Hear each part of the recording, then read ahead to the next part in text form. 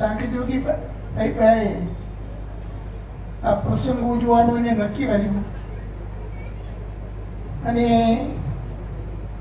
એના પ્રસંગમાં ઘણા બધા ભાઈઓએ નિષ્કામ ભાવથી ભગવાનને રાજી કરવાને માટે સંત હરિભક્ત રાજીભાઈ એવા હેતુથી મોટી મોટી સેવાઓ આજે કરેલી છે.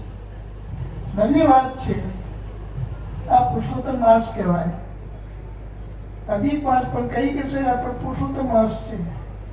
એ પુરુષોત્તમ માસને વિશે જે એક દાન પણ કરે 1000 ગણું પણ પ્રાપ્ત થાય છે.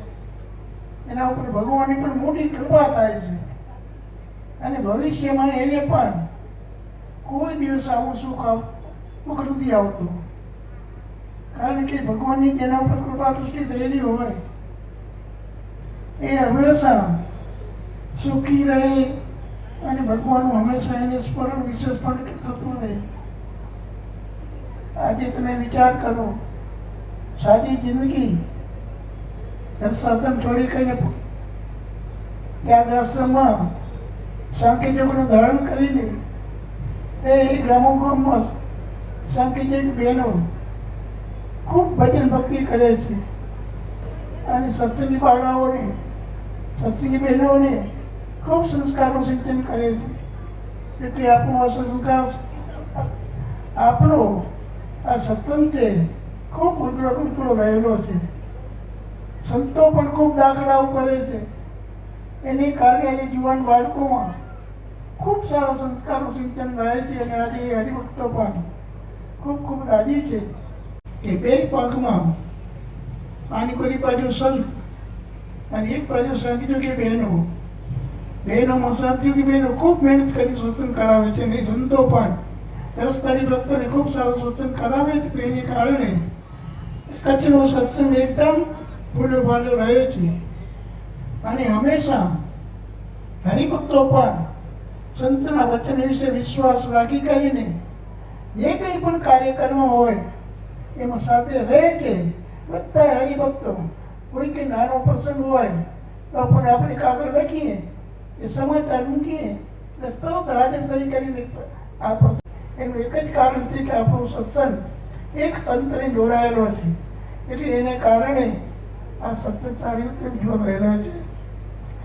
અમે તો બીજું શું કહી શકીએ?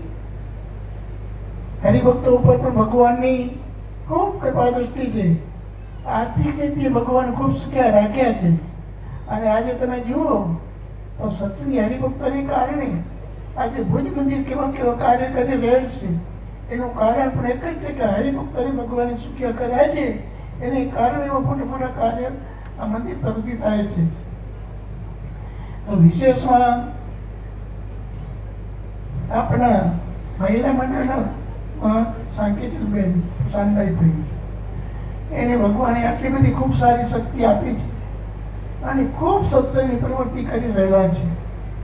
હજી પણ વિશેષ ભગવાન એને ખૂબ સારી શક્તિ આપે, ઉંમર પણ ખૂબ લાંબી આપે.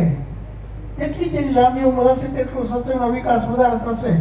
બાકી એમને એમ નહીં પહોંચાયો એ બાબતનો કટકો રાખજો. આપણે ભગવાન સ્વામિનારાયણ કેવા દેવ આપ્યા છે. હાથમાં ગાલીને પધરાવેલા નારાયણ દેવ અને ઘનશ્યામ મહારાજની મૂર્તિની તમને બધાને ખ્યાલ તો હશે કે એ મૂર્તિ પણ કેવી પવિત્ર છે. આપણું ભગવાન સ્વામિનારાયણ આપણે બધો યોગ સાધો આપ્યો છે. આવા યોગમાં આપણે આવ્યા છે, અહીં આપણે સત્સંગના યોગમાં રહેલા છે. આવો સત્સંગનો યોગ બરાબર મળ્યો છે તેને આપણે બરાબર સાવધાન થઈ કરીને સત્સંગમાં ખોટ ના આવે એ બાબતનો ખાસ કટકો રાખજો. આપણે સત્સંગ સ્વામિનારાયણ ભગવાન મળ્યા છે, સહેલી વાત નથી. આ અનંત જન્મના પુણ્ય હશે ત્યારે આ સત્સંગનો યોગ મળ્યો છે, નહીં તો આ ભગવાન ઓળખાવા એ કંઈ સહેલી વાત નથી. ઘણા જન્મો ધારણ કરીએ આપણે કોઈ યોગ જેવો યોગ નહોતો મળ્યો. અત્યારે સત્સંગનો યોગ મળ્યો છે તે આવા યોગમાં રહી કરી આપણા જીવાત્માનું કલ્યાણ કરી લેવું. આપણા પ્રસંગમાં કોઈ આવે તેને પણ સત્સંગ ઓળખાવી કરીને નવ જીવાત્માનું પણ સારું થાય એ પ્રમાણે પ્રયત્ન કરતા રહેજો.